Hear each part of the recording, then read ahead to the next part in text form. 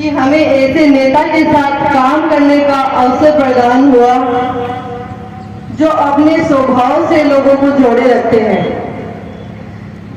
आप सबको बुलाने के लिए कुछ ज्यादा करना नहीं पड़ता, सिर्फ एक अनाउंसमेंट करनी पड़ती है कि माननीय मंत्री महोदय तशरीफ ला रहे हैं और आपकी जो भीड़ है वो खुद ब खुद यहाँ चलकर आ जाती है। माननीय मंत्री महोदय हमेशा से ही झुंझुनू शहर के विकास के लिए चिंतित रहते हैं। हमेशा ये सोचते रहते हैं कि झुंझुनू शहर का जो विकास है वो और किस तरीके से किया जाए।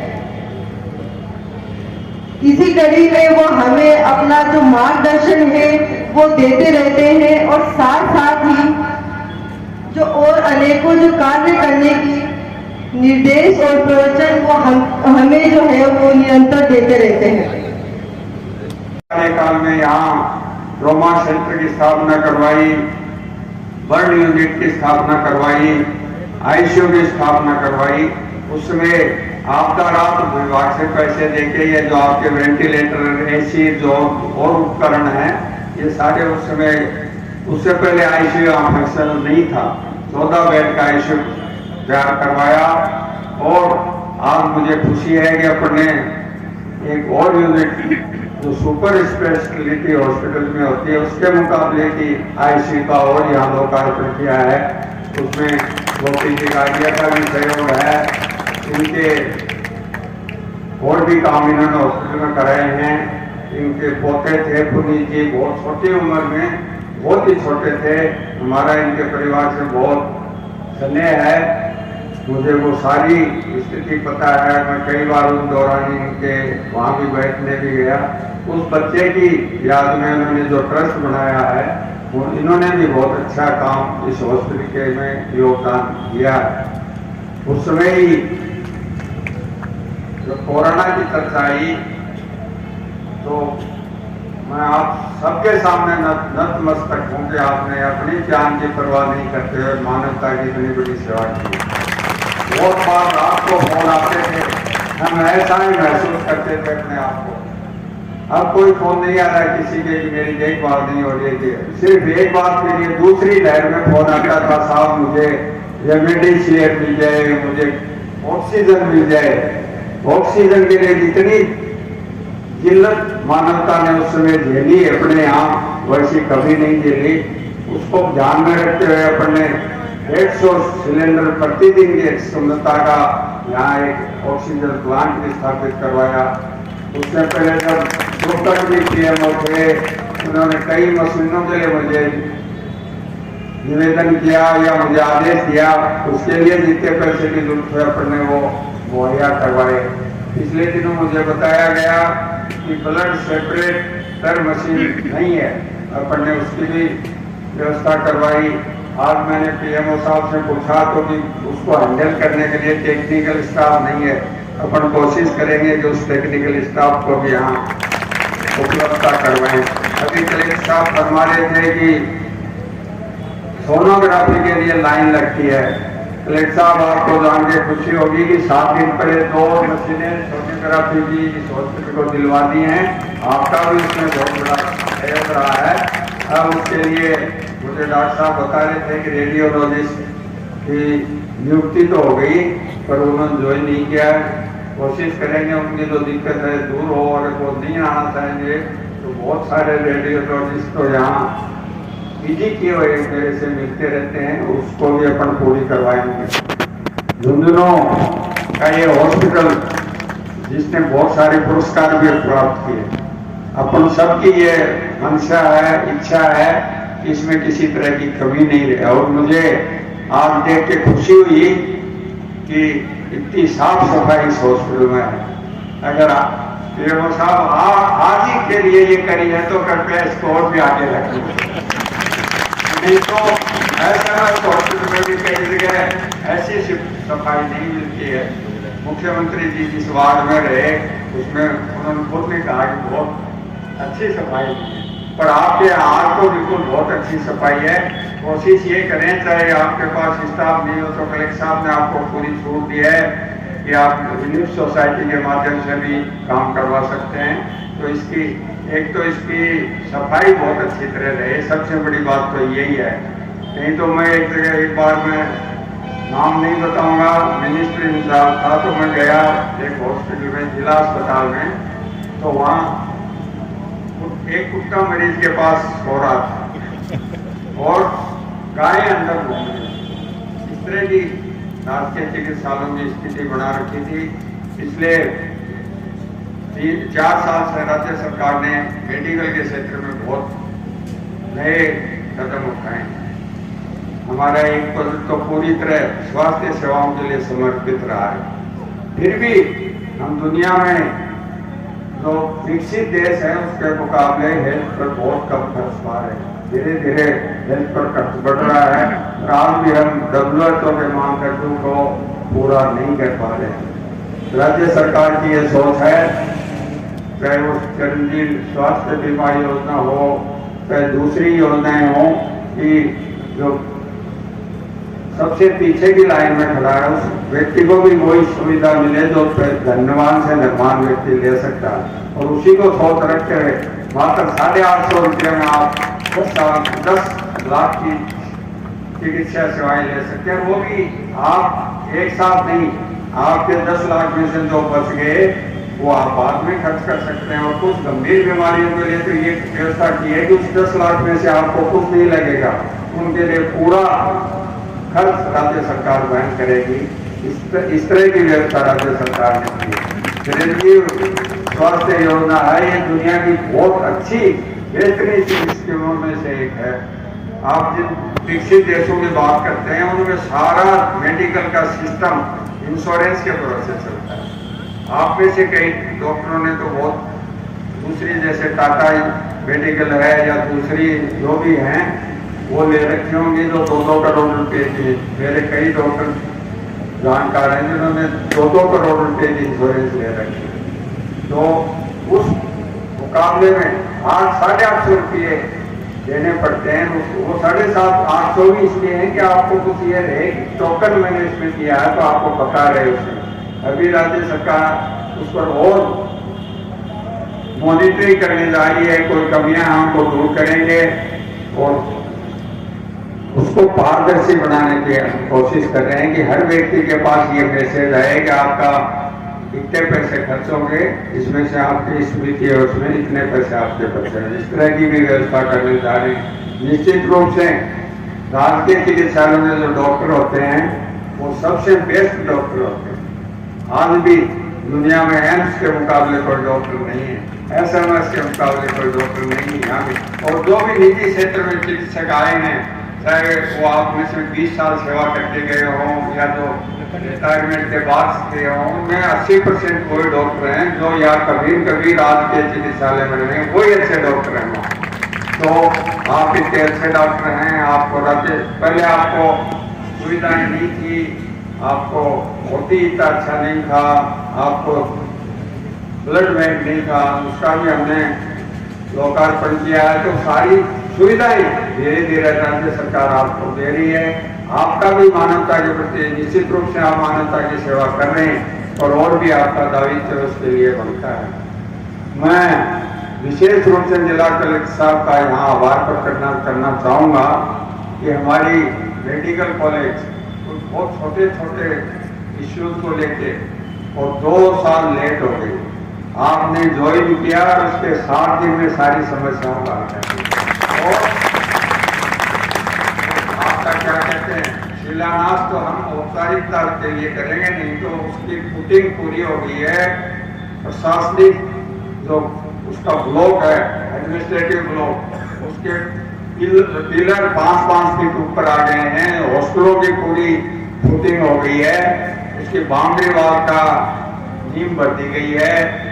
तो आज अभी आप देखेंगे तो साइट पर आपको बहुत सारा परिवर्तन मिलेगा। कितना अच्छा अपन ने जब उसकी स्वीकृति हुई थी और वो साइट चुनी गई थी, अलॉट हो गई थी, उसके बाद इसी हॉस्पिटल से रन फॉर मेडिकल कॉलेज का आयोजन किया था। तत्कालीन कलेक्टर रवि जैन साहब और आपके मेडिकल स्टाफ ने उस साइट तक आप यहाँ से गए थे, उसके बाद आप नहीं गए होंगे। और राज्य सरकार ने डेडलाइन जो दी है ठेकेदार को, वो जनवरी 24 की दी है कि उस तक उनको बिल्डिंग हैंड ओवर करनी पड़ेगी। और मुझे बताते हुए खुशी है कि 3 बारी उस मेडिकल कॉलेज का काम चल रहा है, पर मैं कलेक्टर साहब का उल्लेख नहीं करता इस मामले में, तो उचित नहीं होता। आपकी वजह से वो जो काम डिले हो रहा था, वो छोटी छोटी कमियां थी, उनको 7 दिन में आपने मीटिंग बुला के पूरा किया और वो काम आज शुरू हो पाया है। नर्सिंग कॉलेज 21 लाख रुपए की लागत से वही दूसरी साइड पर बन रहा है। वो इलाका एक तरह से मेडिकल हब हो जाएगा। उसका टेंटेटिव कार्यक्रम 19 तारीख है यही उसके शिलान्यास का, और उस साइट पर भी लेवलिंग का, उसके सड़क बनने का सब कार्य चल रहा है। और मैं मान के चलता हूँ कि 60 का बैच इस आने वाले समय में अपने को 60 सीटें उस नर्सिंग कॉलेज के लिए राज्य सरकार से मिल जाएंगी। पिछले दिनों में यहाँ आया तो मुझे बताया गया कि ड्रग स्टोर ने बहुत जगह रोक रखी है।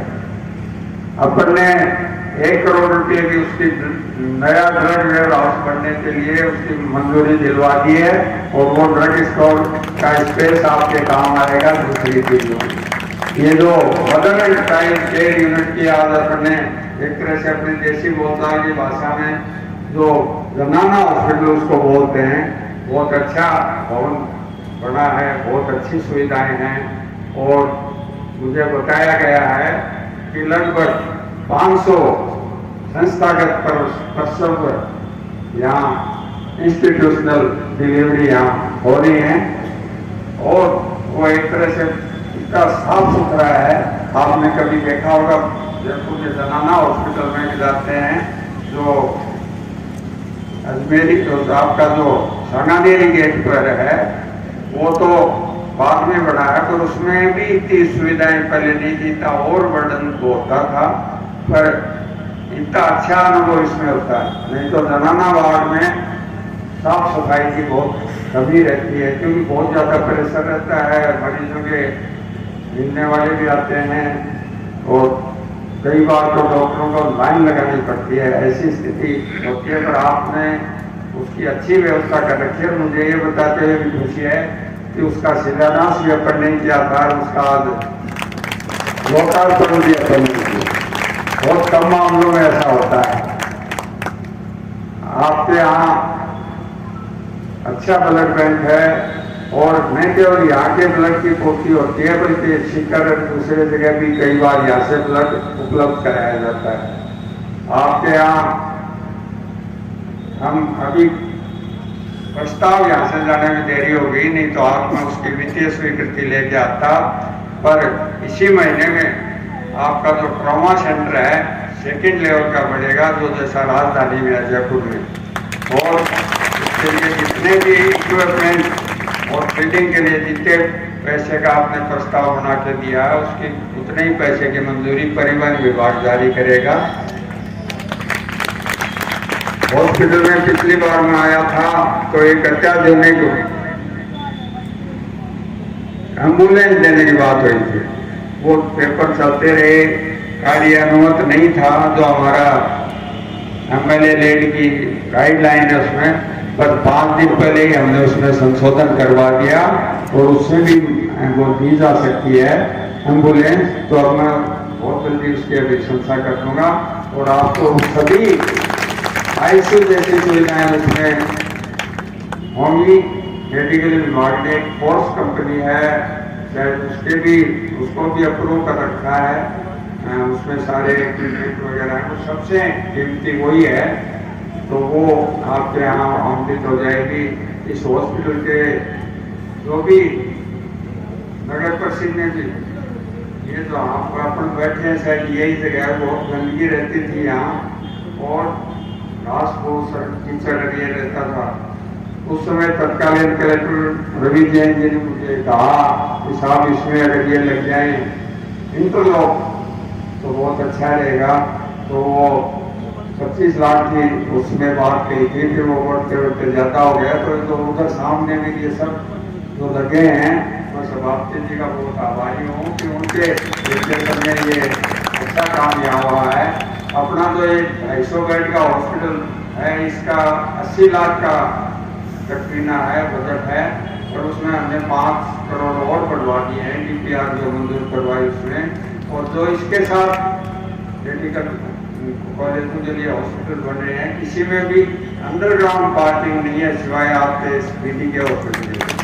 बहुत जल्दी इससे जिला अस्पताल का जो नाम है वो हट जाएगा। ये medical college and attach hospital, इसको इसका दर्जा मिल जाएगा।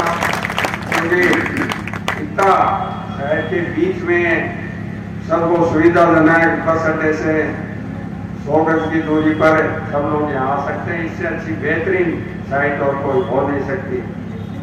श्री माता दी जी खेतान साहब के ट्रस्ट ने सामने भी एक धर्मशाला बनवाई थी, उसका भी जमीन उस समय बड़ा साहब ने दिलवाई थी। मुझे पता नहीं उसकी क्या स्थिति है, मरीजों में काम आ रही है कि नहीं आ रही है, पर हमारे पिछले कार्यकाल में भी हमने एक यहाँ धर्मशाला मंजूर करी थी, वो भी जल्दी ये काम आ रही है।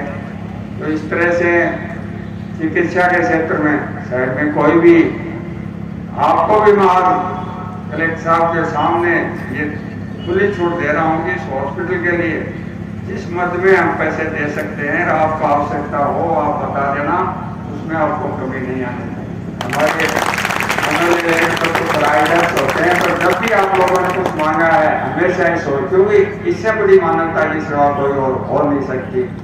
पहले ऐसी स्थिति थी कि इस हॉस्पिटल में आते और उनको जयपुर रेफर कर दिया जाता। बहुत जल्दी जो महत्वाकांक्षी योजना मेडिकल कॉलेज हुए, ये जो मनमोहन सिंह जी की UPA सरकार थी, उसमें देश में ये योजना चालू की गई थी और उसमें राजस्थान को 7 मेडिकल कॉलेज मिले थे। उनमें बहुत डिले हुई, पर उनमें से कई तो अब चालू हो गए। अपनी मेडिकल कॉलेज में भी 2 साल की डिले हो गई। अगर ये 2 साल की डिले नहीं होती तो यहाँ से अब 100 डॉक्टर्स को इसमें प्रवेश मिल जाता। हमारे बच्चों को क्या यूक्रेन और कम से कम 100 बच्चों को तो मिल जाना पड़ेगा।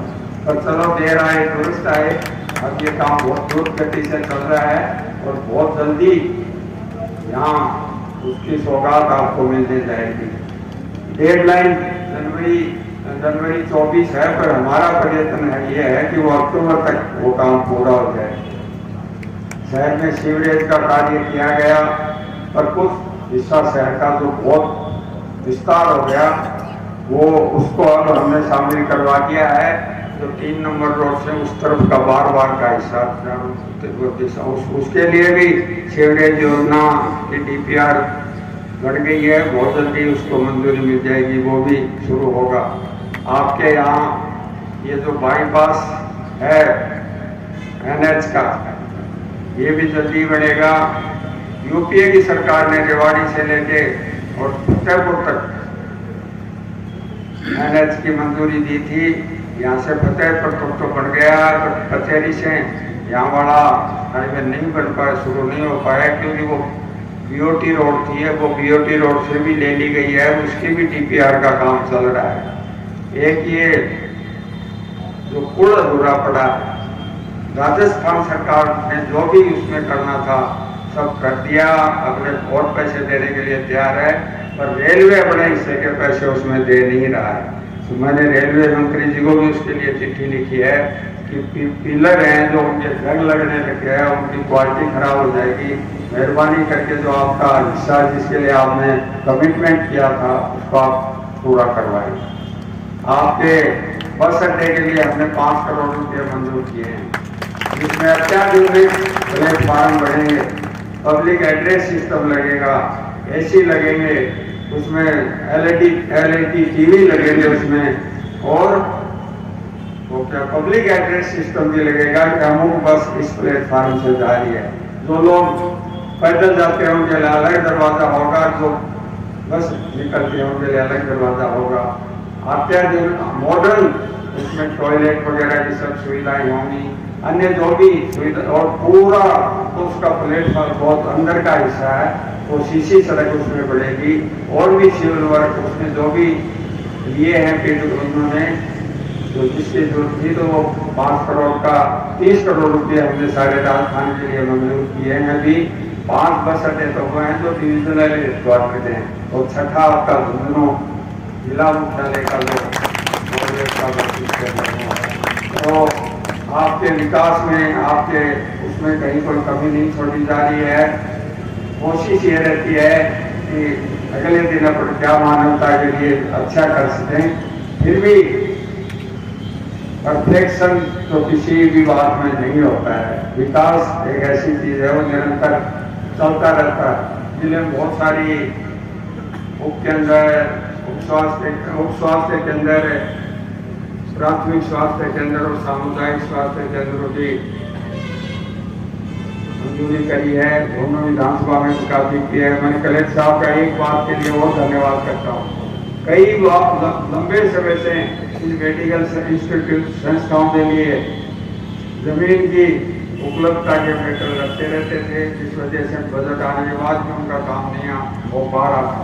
मुझे खुशी है कि आज के दिन झुंझुनू विधानसभा में कोई ऐसा गांव या कोई ऐसी चिकित्सा संस्था नहीं है जिसके लिए भवन बनाने के लिए जमीन जिला कलेक्टर के साथ के यहाँ से अलॉट नहीं हो गई हो। पूरी सब संस्थाओं को अलॉट हो गई, और 3-4 के तो काम चल रहे हैं, 3-4 का और बजट आने के प्रोसेस में है। तो मैं आप जो मेडिकल फर्टिलिटी यहाँ उपस्थित है, उसको मेरी तरफ से बहुत बहुत बधाई देता हूँ कि कोरोना काल न केवल कोरोना काल में, उसके बाद भी आप मानवता की सेवा कर रहे हैं।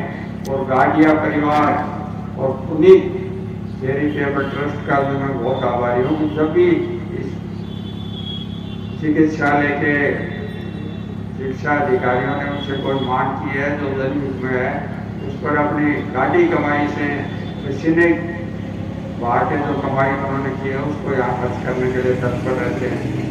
उन्होंने पिछली बार भी जब बुर्ला क्लिनिक का कार्यक्रम शुरू किया था, तो शायद सोना तोप में भी उन्होंने उसमें कुछ बढ़वा के दिया था, रिक्रूटमेंट आदि भी दिलवाए थे। तो उनका भी बहुत आभार है, आप सबका भी बहुत आभार है। विशेष रूप से जिला कलेक्टर साहब का भी बहुत बहुत धन्यवाद है कि वो इस चिकित्सालय को समय समय पर संभालते रहते हैं, जिससे आप लोगों को का मोरल बूस्ट हो, और कभी कोई हो तो आपको वो उनको अर्ज करने का आपका अवसर मिले, वो उसको राज्य सरकार तक पहुँचा सके। बहुत बार मुझे चीफ सेक्रेटरी, आपके मेडिकल सेक्रेटरी और IAS पॉलिटिकल लीडरशिप भी पीसी से जुड़ती रहती है, जिसमें ये कमियाँ हों वो उजागर करते रहते हैं। मुझे आप सबको के बीच आने का अवसर मिला, आप सबके दर्शन करने का भी अवसर मिला, उसके लिए भी मैं आयोजकों का बहुत आभारी हूँ। और पूरे हॉस्पिटल के डॉक्टर्स को, पैरामेडिकल स्टाफ को ये विश्वास दिलाता हूँ कि आप जिस तरह से कार्य कर रहे हैं, हमारा सहयोग भी आपके साथ निश्चित रूप से है, रहेगा। बहुत बहुत धन्यवाद।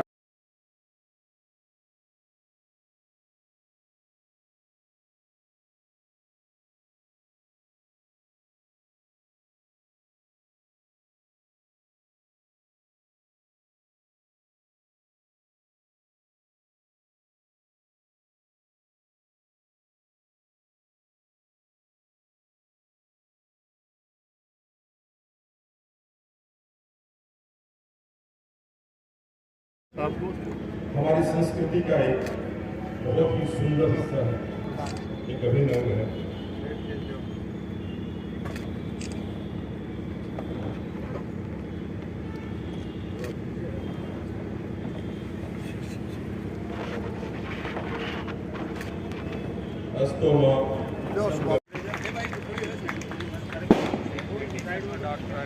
आगे वस्तु होनी चाहिए।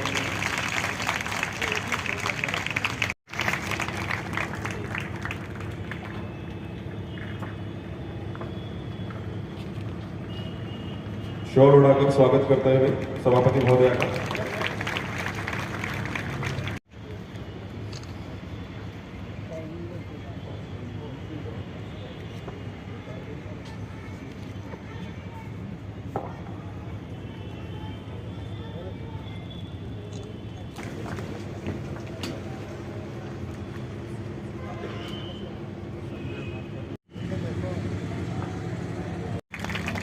स्वागत की श्रृंखला में मैं ये आमंत्रित करता हूँ हमारे यूपी डॉक्टर कमलेश कुमार जी। ज्यादा शाना मत बना।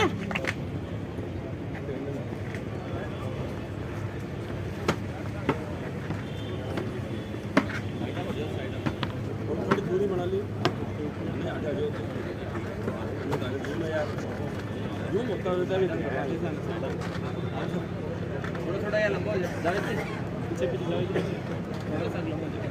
लंबा सब आ जाओ।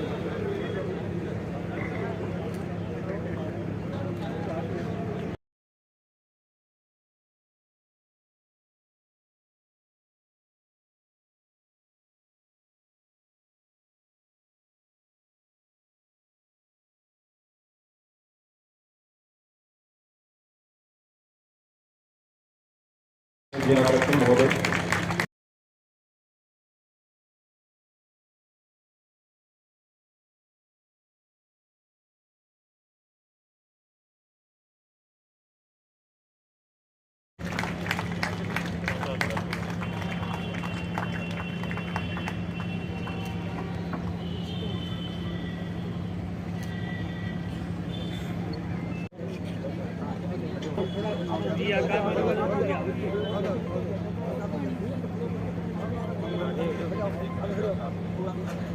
इतनी बड़ी माला